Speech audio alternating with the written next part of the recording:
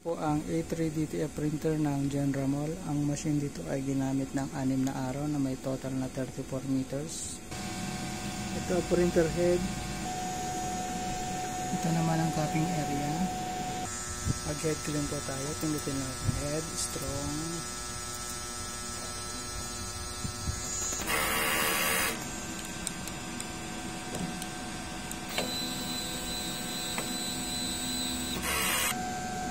Punasan ng rubber wiper pagkatapos natin mag head clean.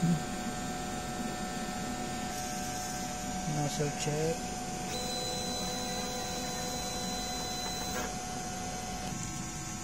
Ink system ay tama lang.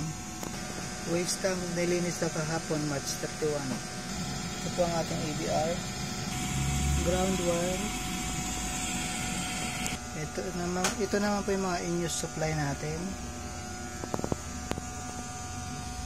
Mga unused DTF film.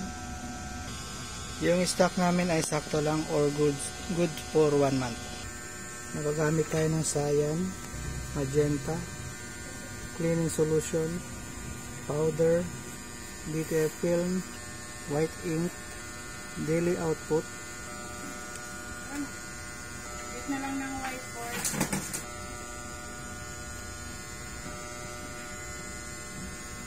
Daily checklist, printed na consumable barcodes. Yan lang po, salamat.